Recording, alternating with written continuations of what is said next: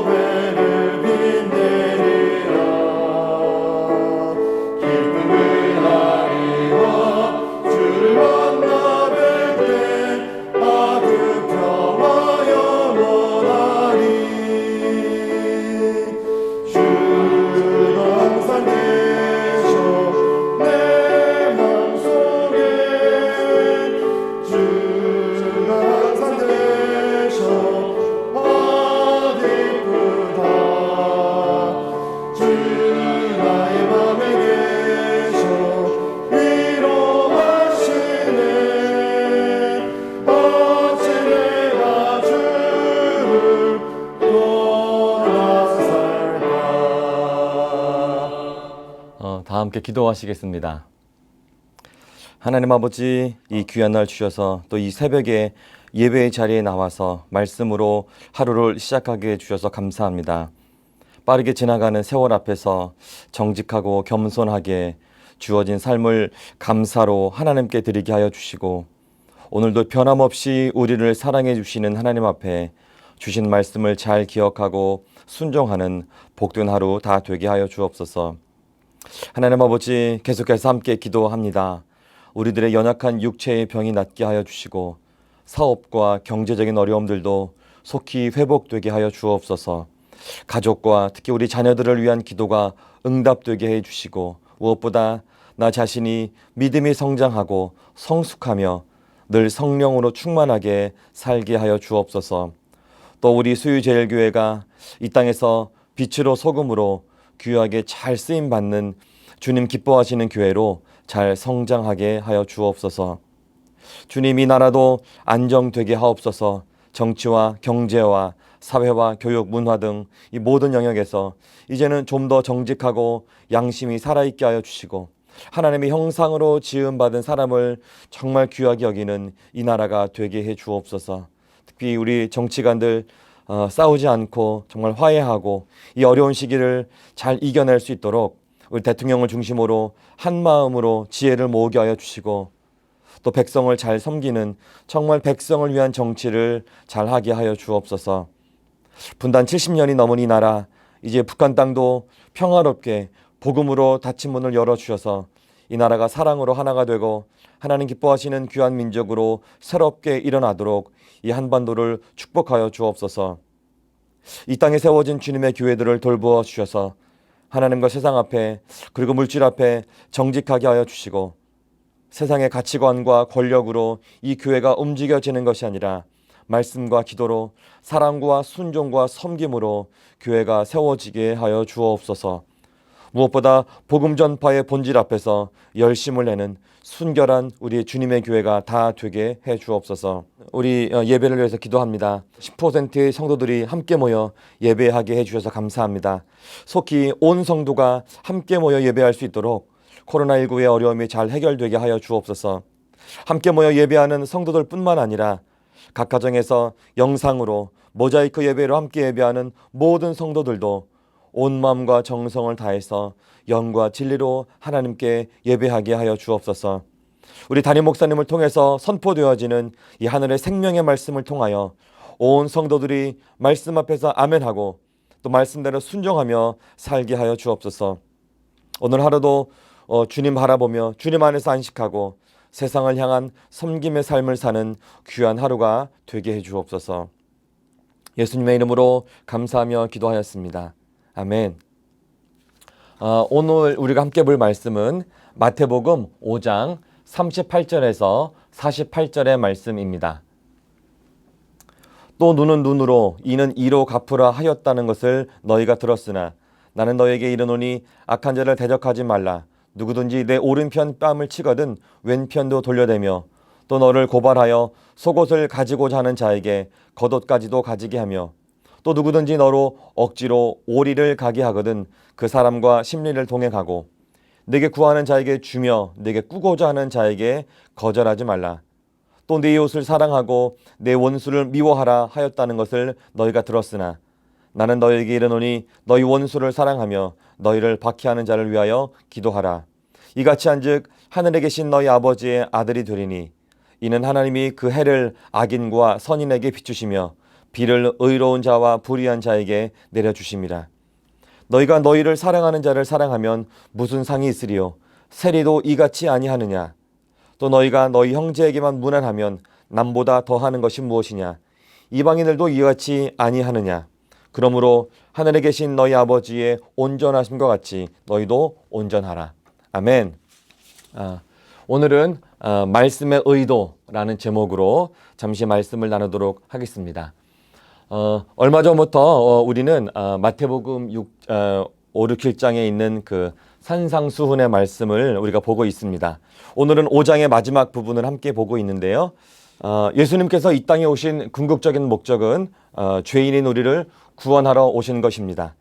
더불어 오늘 말씀에 비추어서 예수님께서 오신 목적을 우리가 살펴보자면 예수님은 율법과 선지자로 표현되어지는 이 구약에 대해서 우리가 어떻게 또 어떠한 관점을 가져야 되는지, 이 구약의 말씀이 정말 지향하는 바는 무엇인지 우리에게 정확하게 알려주시기 위해서 오셨습니다. 즉 이 땅의 관점이 아니라 하나님 나라의 관점에서 이 말씀이 어떠한 말씀인지를 알려주시기 위해서 오신 것이죠.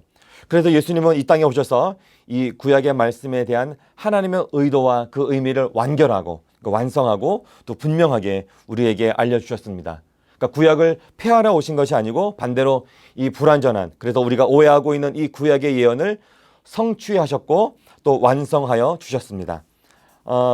그런데 이 당시에 성경을 가장 잘 알고 또 연구하는 율법사들, 그러니까 바리새인과 이 서기관들은 이 땅의 관점으로 이 하나님의 말씀, 이 율법을 해석했습니다.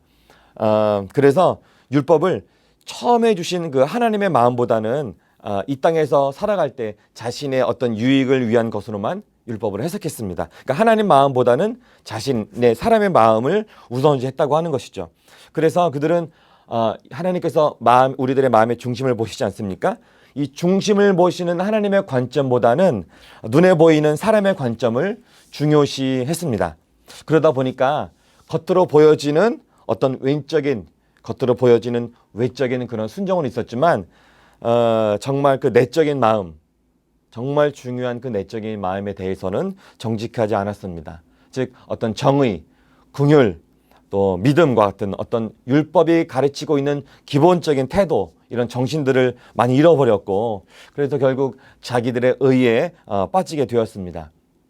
예수님은 이런 모습들을 질책하셨죠. 그리고 우리들에게 구약의 진정한 의미를 알려주시면서 우리의 의가 그들보다 더 나아야 한다. 이렇게 또 말씀하여 주셨습니다.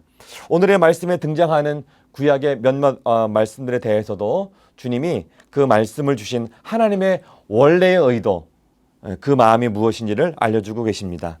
먼저 우리가 38절의 말씀을 보면 또 눈은 눈으로 이는 이로 갚으라 하였다는 것을 너희가 들었으나, 이 말씀은 동해보복법이라고 불려지는 말씀입니다. 이 말씀은 노아 홍수 이후에 주어진 그 노아의 그 언약, 하나님과 노아 사이에 이루어진 그 언약을 기초로 하고 있는데요. 노아 홍수 이후에 하나님은 창세기 9장 4절에 보니까 이렇게 노아와 언약을 맺으셨습니다. 그러나 고기를 그 생명되는 피째 먹지 말 것이니라. 내가 반드시 너희의 피 곧 너희의 생명의 피를 찾으리니 짐승이면 그 짐승에게서, 사람이나 사람의 형제면 그에게서 그의 생명을 찾으리라. 다른 사람의 피를 흘리면 그 사람의 피도 흘릴 것이니 이는 하나님이 자기 형상대로 사람을 지으셨음이니라. 아멘. 신명기에서 이 말씀이 마지막으로 총정리가 됩니다. 신명기 19장의 말씀을 보니까 19절인데요. 그가 그의 형제에게 행하려고 꾀한 그대로 그에게 행하여 너희 중에서 악을 제하라. 그리하면 그 남은 자들이 듣고 두려워하여 다시는 그런 악을 너희 중에서 행하지 아니하리라. 내 눈이 궁휼히 여기지 말라. 생명에는 생명으로, 눈에는 눈으로, 이에는 이로, 손에는 손으로, 발에는 발로이니라. 고대 함무라비 법전에도 등장하는 이 동해보복법, 이것은 동일한 상해나 어떤 배상의 원칙을 적용한 그런 처벌법이라고 할 수가 있습니다. 그런데 하나님께서 이스라엘 백성들에게 이 율법을 주신 이 정말 그 마음의 의도는 무엇이냐면, 그러니까 하나님의 백성들 사이에서 이 백성들 가운데 정의를 유지하고, 그리고 사사롭게 발생할 수 있는 어떤 보복, 이 복수의 악습을 제거하는 수단으로 이 말씀을 주신 것입니다. 그러니까 어떤 보복, 이 복수의 한계를 구체적으로 정함으로써 이 보복이라는 명분으로 더 큰 보복이나 범죄가 일어나는 것을 예방하고자 한 것이죠. 이런 거죠. 내가 이렇게 당했으니까 너도 반드시 똑같이 당해야 한다. 이런 게 아니라고 하는 것이죠. 만일 여러분 보세요. 내가 당한 만큼 너에게 내가 똑같이 한다고 하면 우리는 보통 내가 당한 것 이상으로 복수하고 싶으시죠. 더 이상으로 복수하고 싶어지는 것이 사람의 마음입니다. 그렇기 때문에 지금 당장은 억울할 수 있고 좀 억울할 수 있지만, 그럼에도 불구하고 하나님 나라의 백성은 이런 상황에서 이 피해자가 이것을 사적으로 보복을 하는 것이 아니라 하나님의 권위를 위임받은 재판관, 그러니까 사법 책임자들이라고 할 수 있겠죠. 그들에게 맡기는 것이죠. 궁극적으로는 하나님께 이것을 맡기는 것이라고 할 수 있습니다. 그래서 피해자가 그러니까 이 사사롭게 복수를 해서 지을 수 있는 더 큰 죄를 사전에 미리 방지하는 그런 것이 됩니다. 또 예수님께서 우리들에게 조금 더 요구하는 것들이 있죠. 요구하시는 것들이 있는데 39절 이하의 말씀을 보니까 이렇게 말씀하세요. 예수님이 악한 자에게는 직접 대적하지 말고 오히려 악한 자들에게 대항하는 것이 아니라 적극적으로 능동적으로 그들의 그 가해를 담당해라. 적극적으로 능동적으로 그들이 가해야 하는 것을 담당해라. 이렇게 이야기하고 있어요. 자, 보세요. 너희 오른편을 치는 자에게, 또 속옷을 요구하는 그런 고발자에게, 억지로 오리를 가게 하는 자에게, 주로 군인들이겠죠. 그리고 너에게 구하고 꾸는 자에게 그들이 요구하는 것 이상으로 그들의 가해를 담당하라는 것입니다. 그때나 지금이나 이 말씀은 참 어려운 것 같습니다. 참 어렵죠. 그러나 우리는 예수님을 구원자로 믿고 또 사는 그리스도인들입니다. 그래서 예수님은 어떻게 하셨는지 우리가 참 예수님을 기억해야 될 필요가 있습니다. 예수님은 예수님의 공생의 마지막에 고난을 받으실 때에 그 이사야서의 그런 말씀처럼 고난받는 종의 모습을 우리들에게 보여주셨습니다. 그러니까 죄가 없으셨지만 죄인의 모습으로 세상에 가장 비참한 어떤 형벌을 받으셨죠. 부끄러운 수치와 또 멸시의 십자가를 지시고, 물론 하나님의 아들로서 충분히 그 상황을 다 역전시키실 수도 있었지만 악에 대항하지 않고 기꺼이 그 고난에 참여하셨습니다. 그래서 우리는 예수님의 그 죽음의 대가로 새로운 생명을 얻은 그런 존재들이 되었습니다. 그러니까 우리가 새로운 생명을 얻은 이상 우리도 예수님의 말씀을 따라서 살아야 하겠습니다. 많은 사람들이, 세상의 많은 사람들은 그렇게 살지 않는다 하더라도 우리는 이 좁은 길로, 이 좁은 문으로 예수님께서 가신 그 길을 따라가야 하는 것이 옳습니다. 특별히 이 코로나로 인해서 우리가 많이 욕을 먹고 또 어려움에 처해 있는데 이 시대 가운데에는 더욱더 우리가 그렇게 살아야 할 줄로 믿습니다. 예수님은 말씀을 보니까 점점 더 어려운 말씀을 우리들에게 해주시죠.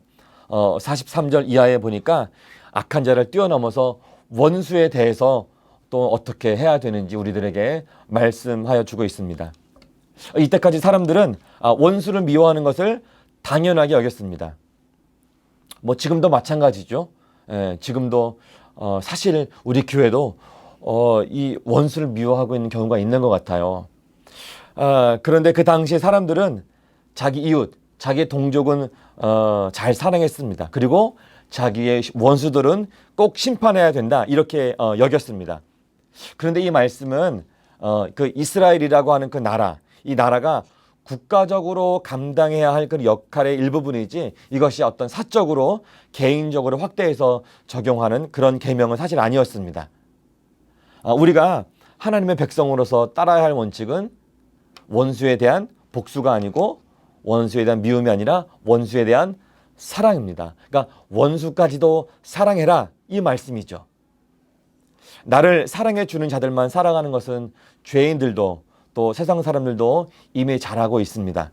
그러나 하나님은 하나님의 백성들, 우리뿐만이 아니라 하나님을 거역하는 자들에게도 동일하게 사랑을 베풀어 주시는 분이십니다. 그래서 우리도 역시 그렇게 해야 한다고 하는 것이죠. 오늘의 말씀처럼 하나님은 이 햇빛과 단비를 악한 자나 착한 자나 의로운 자나 불의한 자나 우리 모두에게 부어주시고, 또 무엇보다도 모든 사람이 악한 자나 착한 자나 세상의 모든 사람이 구원받기를 원하셔서 홀로 한 분이신 독생자 예수님을 이 땅에 보내어 주셨습니다. 그래서 하나님께서 그렇게 악한 자나 착한 자나 모두에게 동일한 사랑을 베풀어 주셨기 때문에 하나님의 자녀인 우리도, 우리 교회도, 우리 공동체도 마땅히 이 말씀에, 원수를 사랑하는 그 말씀에 우리가 순종해야 합니다. 예수님은 원수를 사랑하라고 말씀하시면서 한 발 더 나아가서 그 박해하는 자를 위해서 기도하라, 이렇게도 말씀하여 주고 있습니다. 여러분 아시다시피 기도는 마음이 있어야 할 수 있습니다. 그 사랑의 마음이 없으면 기도가 잘 안 나옵니다. 기도가 안 되죠. 그렇기 때문에 예수님은 너의 마음의 중심에서부터 사랑하라, 이렇게 말씀하여 주고 계신 것입니다. 그러니까 외적인 순종에 앞서서 마음의 순종부터 우리들에게 요청하시는 것이죠. 이것이 오늘 이 말씀의 진정한 의도인 것입니다. 오늘의 말씀을 좀 정리하겠습니다. 그래서 우리가 오늘 함께 나눈 이 말씀에서 주님께서 결국 우리들에게 알려주시고 또 원하시는 것이 무엇입니까? 그것은 바로 하나님 아버지의 마음을 닮아라 하는 것입니다. 오늘 말씀의 표현으로는 48절에 하늘에 계신 너희 아버지의 온전하심과 같이 너희도 온전하라, 이것이죠. 하나님은 자신의 백성들에게 이 성경을 통해서 하나님 자신의 뜻과 그런 의도를 보여주셨습니다. 그래서 이 성경은 하나님 자신의 마음을 반영한 것이라고 할 수가 있죠. 오늘 우리가 함께 나눈 말씀은 참 어렵지만 그래도 그리스도인은 이 하나님의 마음이 이게 반영되어 있는 이 말씀과 일치된 삶을 살도록 애써야 합니다. 예수님을 나의 생명의 구원자로 믿는 우리는 마땅히 그래서 주님의 말씀에 순종해야 하고 그 말씀을 따라서 살아야 합니다. 비록 이 길이, 또 이렇게 가는 길이 좀 고생하고 또 좁은 길이고 좁은 문으로 들어가는 그것을 할지라도, 정말 힘이 들고 정말 고생스럽다 할지라도, 어쩌면 손해를 본다 할지라도 내 힘으로는 그렇게 할 수 없지만 우리와 동행하여 주시는 그 성령님 의지에서 그렇게 한 걸음 한 걸음 살아야 한다는 것이죠. 그렇게 살아가시기를 축복합니다. 우리가 지난 주일에도 같이 불렀는데 저는 개인적으로 찬송가 191장을 참 좋아합니다. 내가 매일 기쁘게, 이런 찬양이거든요. 후렴 부분에 이렇게 되어 있어요.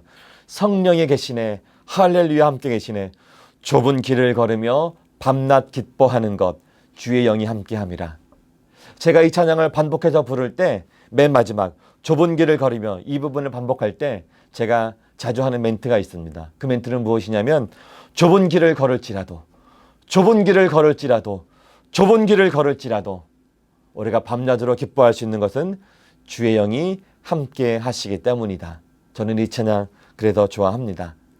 날마다 성령의 능력으로 주님의 길 정말 잘 걸어가시는 우리 수유제일의 모든 성도님들 다 되시기를 예수님의 이름으로 축복합니다. 같이 기도하시겠습니다.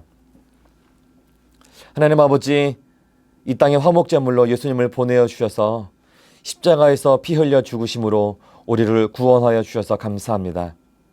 또한 하나님 아버지의 사랑의 마음이 가득 담긴 그 말씀을 주셔서 우리가 이 땅에서 하나님 나라의 백성으로 어떻게 살아야 되는지 알려주셔서 또 감사합니다. 그래서 더욱 말씀을 가까이 하고 말씀에 순종하여 살게 하여 주옵소서.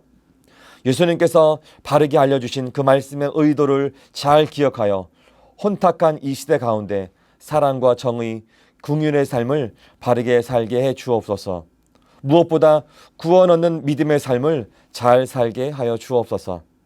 그렇게 살아갈 수 있도록 성령님 날마다 늘 우리와 함께 하여 주옵소서. 이제는 예수님께서 가르쳐 주신 기도를 함께 드리오니 하늘에 계신 우리 아버지, 아버지의 이름을 거룩하게 하시며 아버지의 나라가 오게 하시며 아버지의 뜻이 하늘에서와 같이 땅에서도 이루어지게 하소서. 오늘 우리에게 일용할 양식을 주시고 우리가 우리에게 잘못한 사람을 용서하여 준 것 같이 우리 죄를 용서하여 주시고 우리를 시험에 빠지지 않게 하시고 악에서 구하소서. 나라와 권능과 영광이 영원히 아버지의 것입니다. 아멘.